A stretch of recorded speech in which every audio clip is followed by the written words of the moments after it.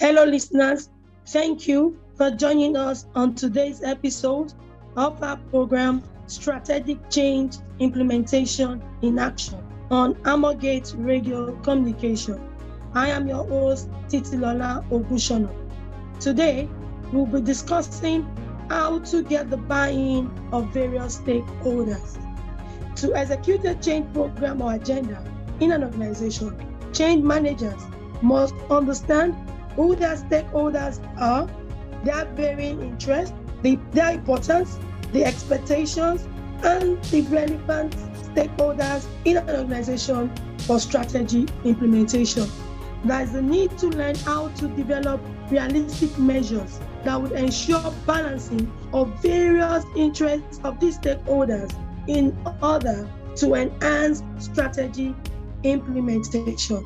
Okay, now we'll be looking at who a stakeholder is.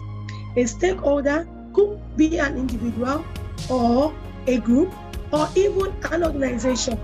However, these are people that have vested interest in the organization. These are people that are not necessarily shareholders.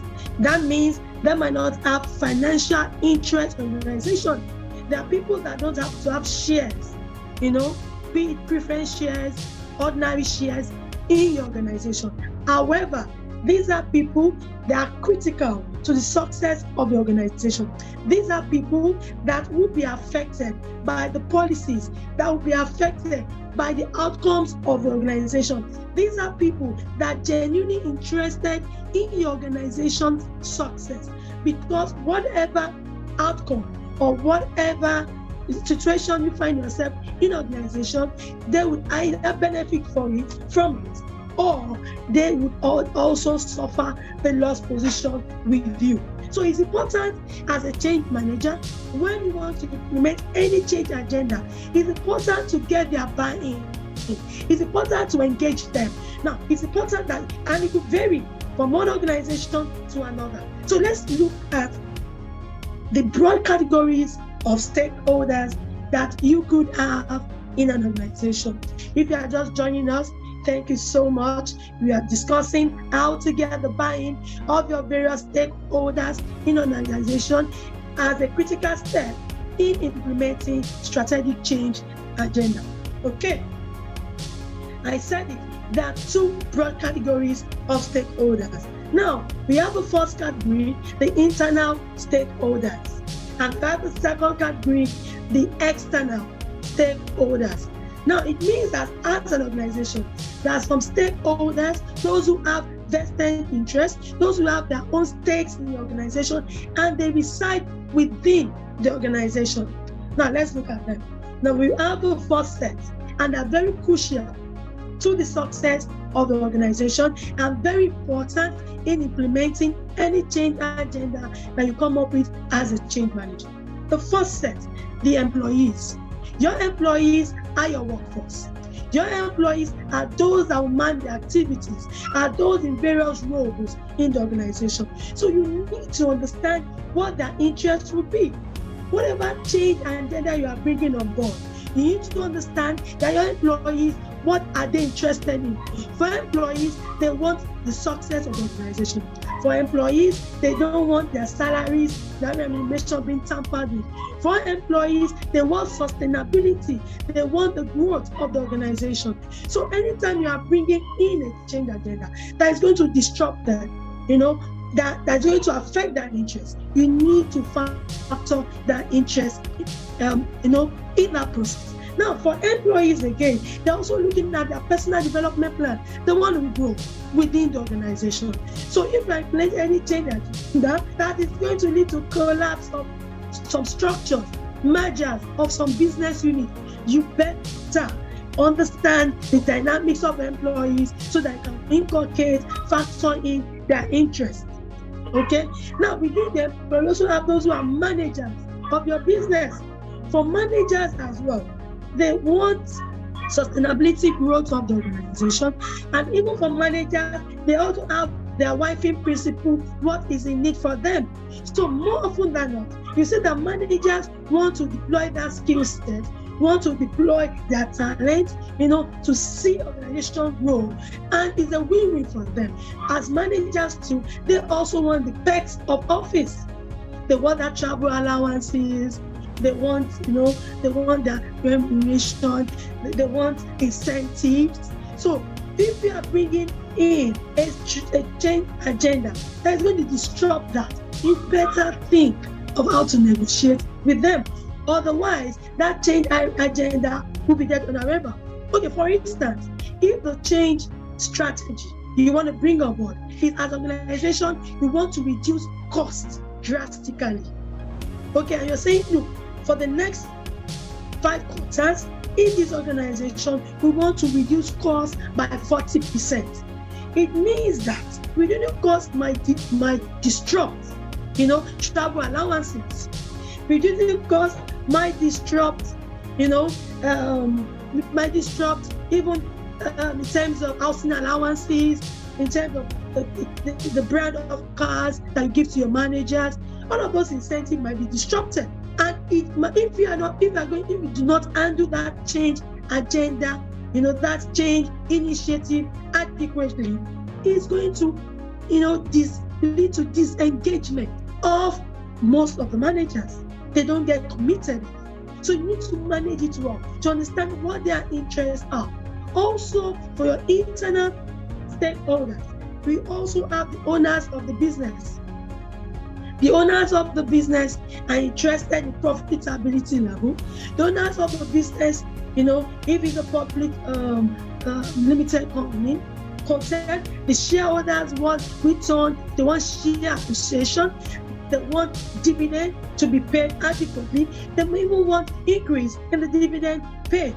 So if we are talking about cutting off costs drastically, for instance, how will this affect the expectations? How will this affect the interest of the owners of the business? So basically, if we are bringing on the change agenda, you have to consider how this will affect your internal stakeholders. Now, because it's important that you get their buy-in. Your employees, your managers will interface with your external stakeholders.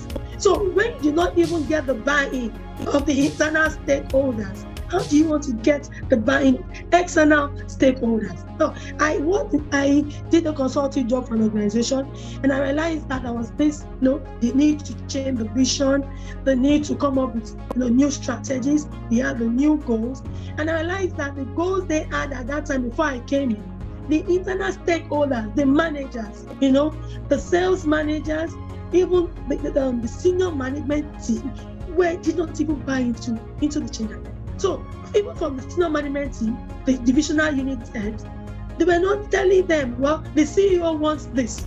So it was not something they bought. It was not an idea that they co-owned with the CEO. So it now became, what I meant is the CEO's agenda. Oga has said this is what he wants. Okay? So when your people can see that even your internal stakeholders are not a part of that process, how do you want them, to relate that? How do you want them to engage external stakeholders? So change managers have a crucial role to play, in looking inwards to say, how do we carry our people along while factoring their varying interests? Now, let's go to the external stakeholders. For the external stakeholders, they include your suppliers or your vendors. Okay. Now, if you are, let's take a typical example I used. You want to cut your cost by 30%. How would that affect your suppliers? How would that affect the interest of your vendors? It's important that you look at it. Now, even your creditors, how would this change initiative affect them? Because once you don't look at this, you will not get their buy. Once you don't look at this, they don't feel that you value them. When you don't look at it, they don't feel that you are listening to them. And when they don't feel that you are listening to them, they don't feel valued, and you can't get commitment for them. Okay? Now, even your customers, your clientele base, how will this change initiative affect them? What do you think their interests are? You need to analyze. For the customer, to our clientele base, what do they want?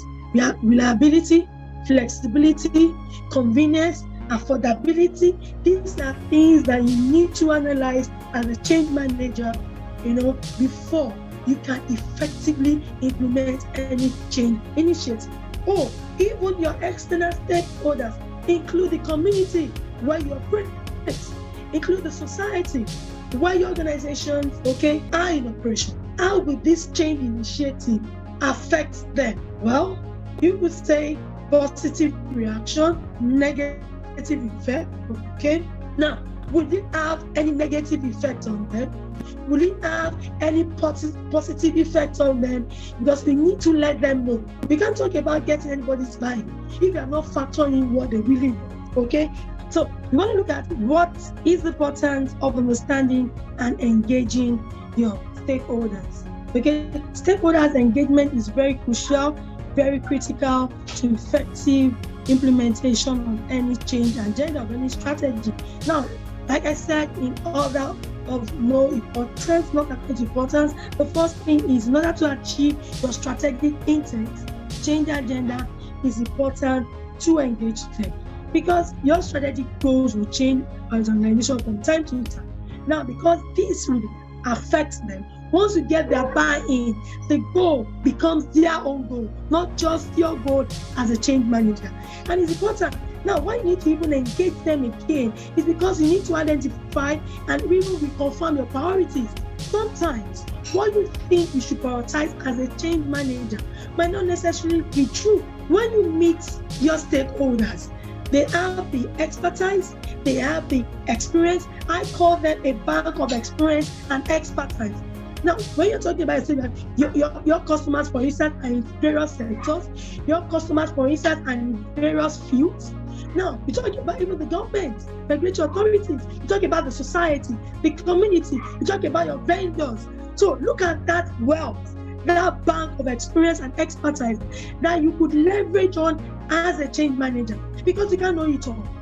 You can't have all of the solutions. Now, engaging with them will let you know if what you have prioritized in the order of priority is indeed how you should, are those things that first of all should be prioritized. Secondly, the order of prioritization, if it's in line, if it's the best, you get it from them. When you engage them, they have the experience, they have the expertise, you can leverage on these things, and you can confirm or identify your priority area. What it does again, when you engage them, is they can trust you because they feel heard.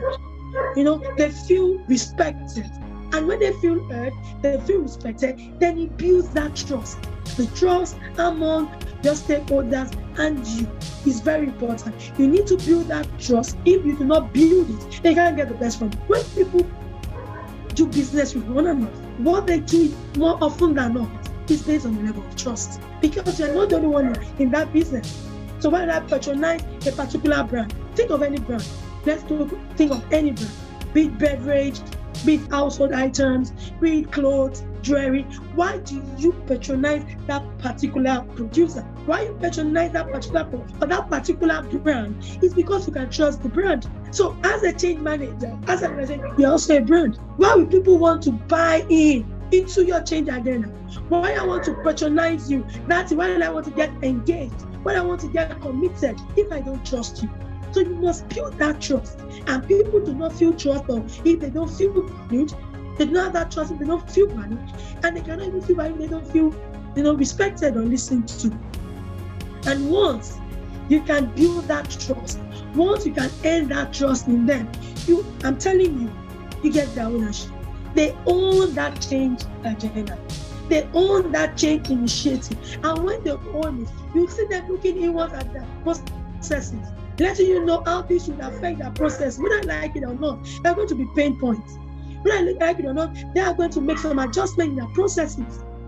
So if they can trust you and they can own that change agenda, that change initiative, then you are good to go. They can own the process. They know they're going to make sacrifices. I want to sacrifice when I can trust you. I want to sacrifice when I know that I'm a part of that process. It's important. And when you don't for you. It's once they can own the process.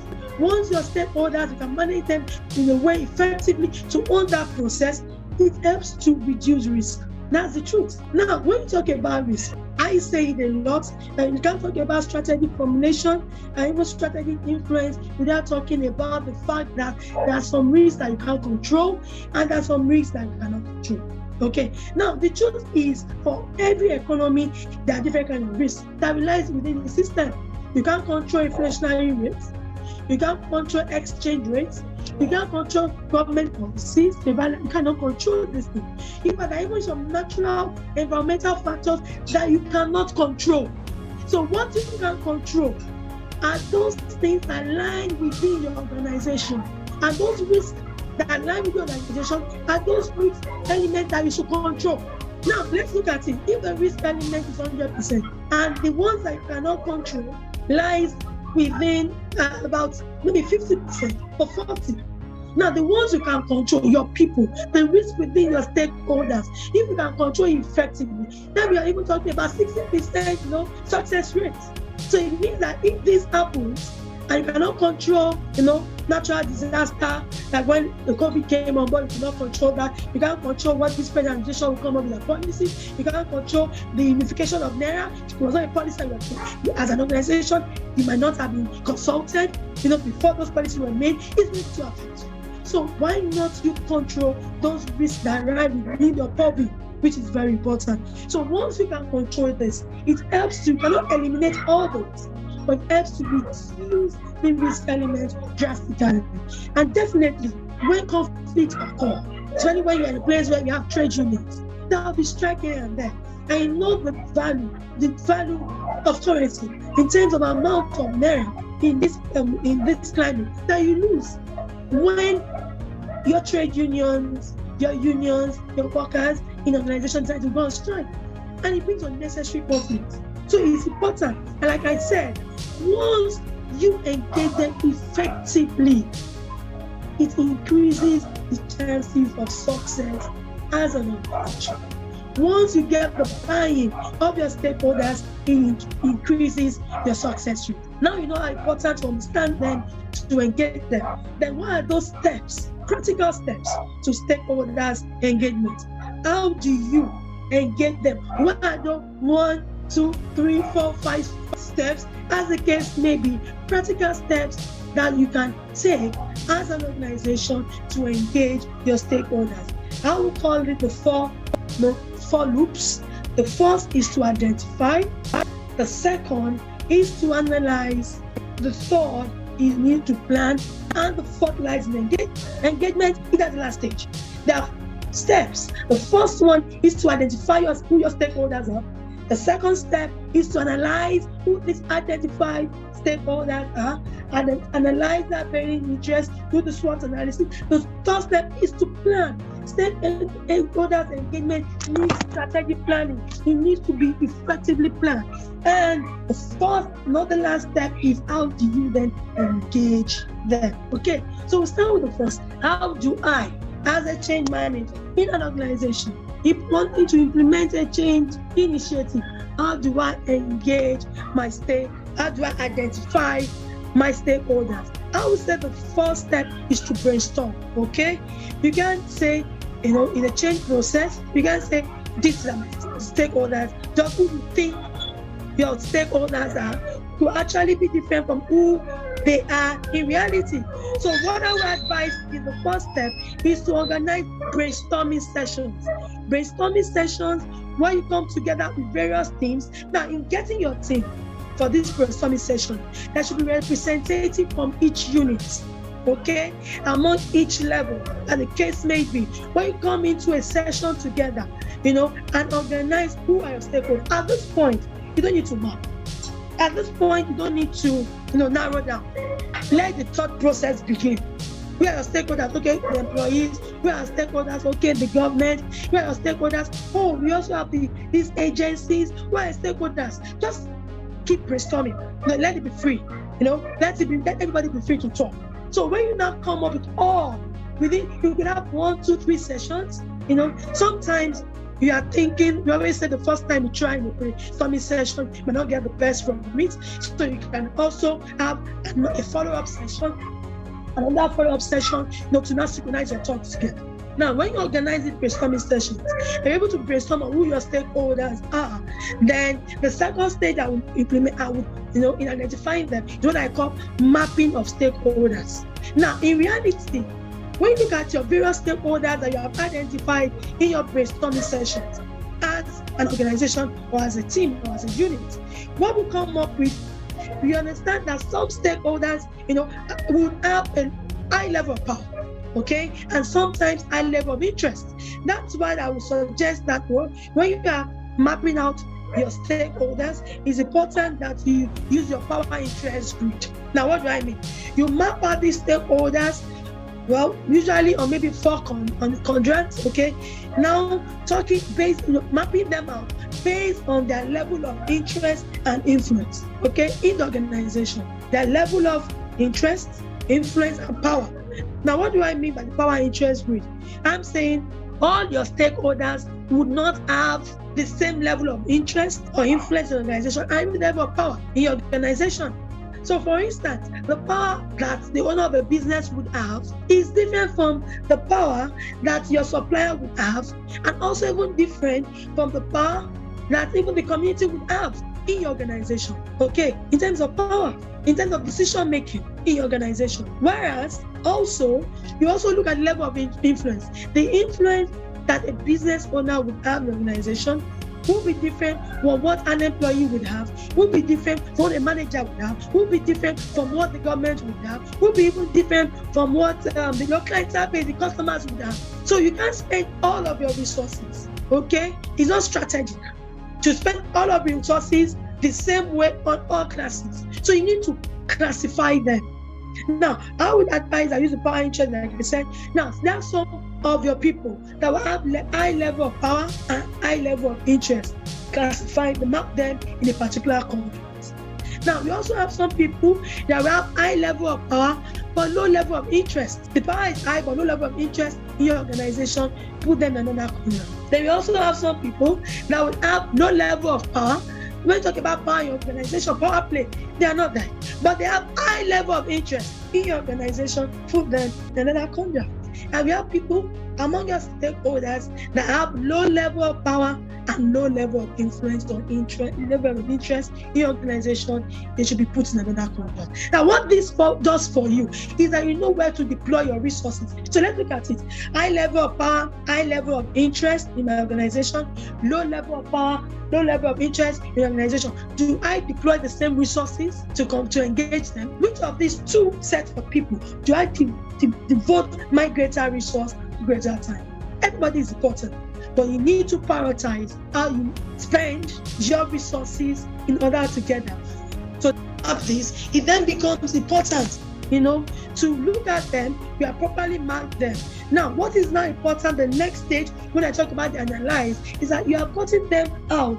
That level of power, the level of interest, and the level of influence in your organization, then you have mapped them out accordingly. Now, you have identified them. The next thing you need to do is to analyze all of these stakeholders. Now, analyzing is very important. I will tell you that the best analysis, what are the strengths of each of these stakeholders? What are the weaknesses of each of these mapped stakeholders? Now, go back to the strength.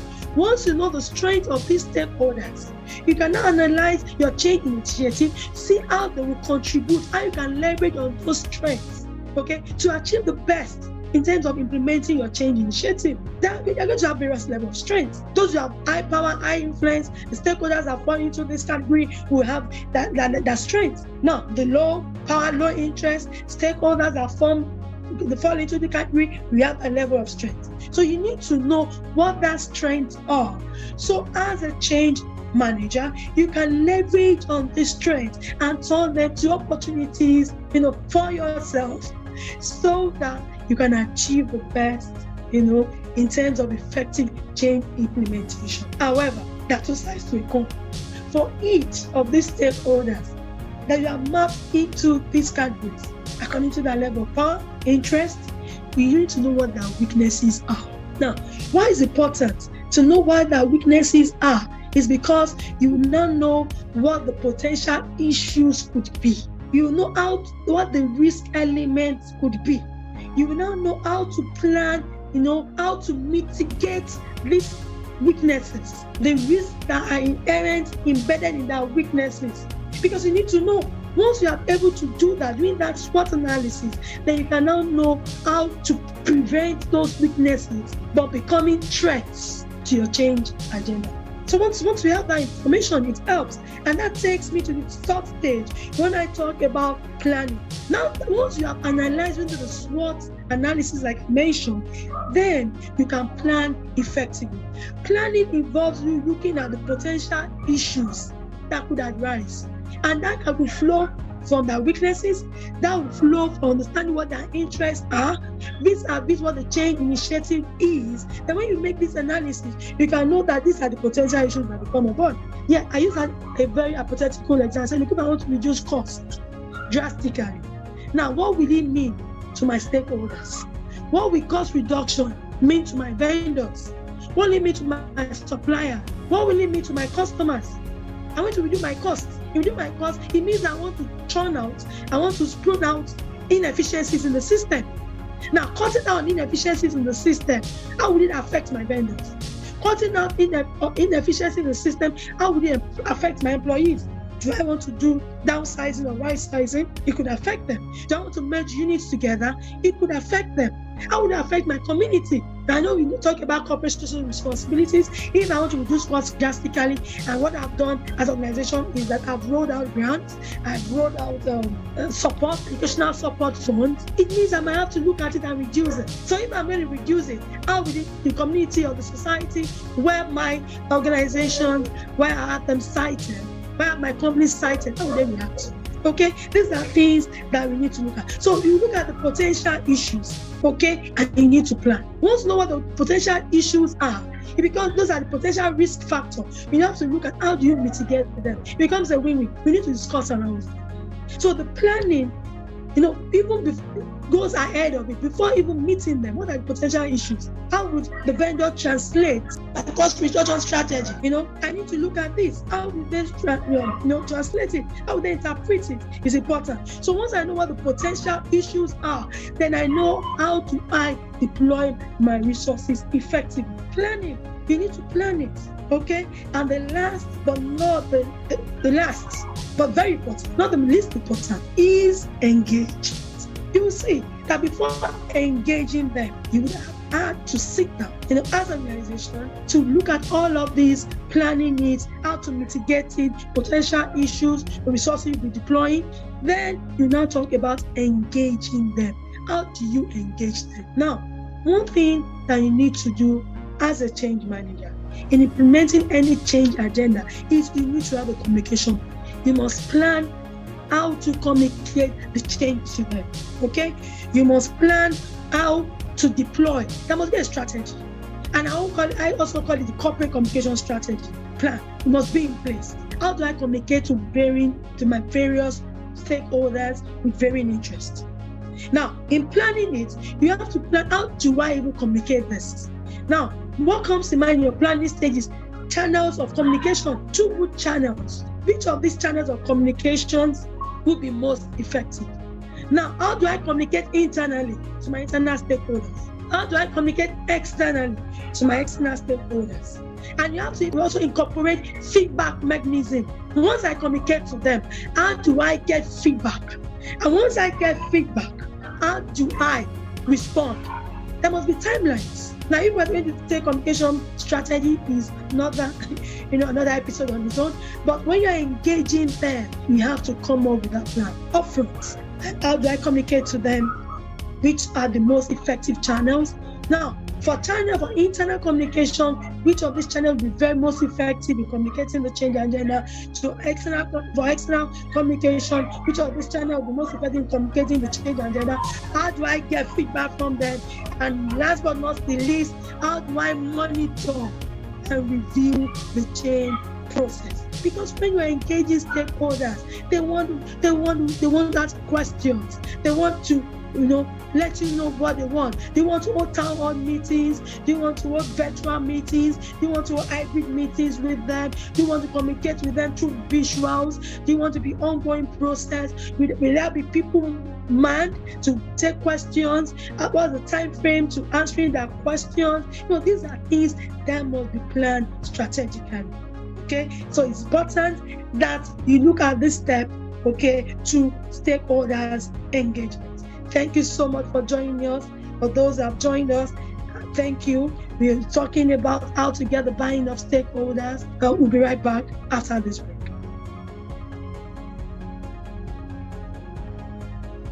Okay, we've discussed the practical steps to stakeholders engagement. We said you need to identify, you need to analyze, you need to plan, and you need to engage your stakeholders. These are the practical steps. And you can see identification, including mapping, analyzing, planning, and engaging them is very critical. So, and there are some leadership skills needed for stakeholders management. Now, for any change manager, you need to know what it takes to plan. Strategic planning skills is very important. Effective communication skill is also very important. You must have to be clear in your communication style. You must be complete. You must be concise. It's very important that you have very effective communication skills.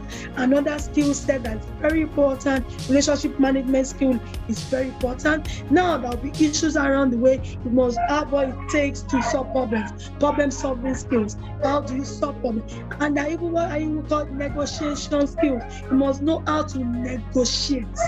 Okay? Because when it comes to stakeholders management, there's a lot of win-win, back and forth issues.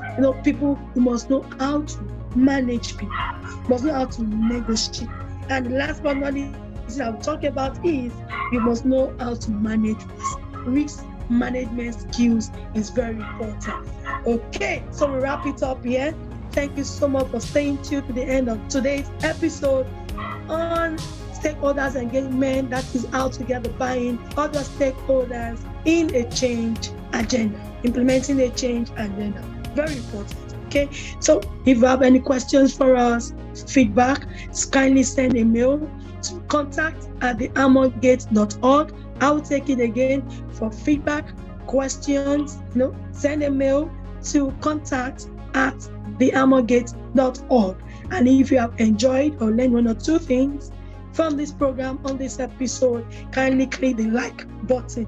Thank you so much for staying tuned. I remain your host, Titilola Ogunshono. See you. Hope to meet you same time, same session next week.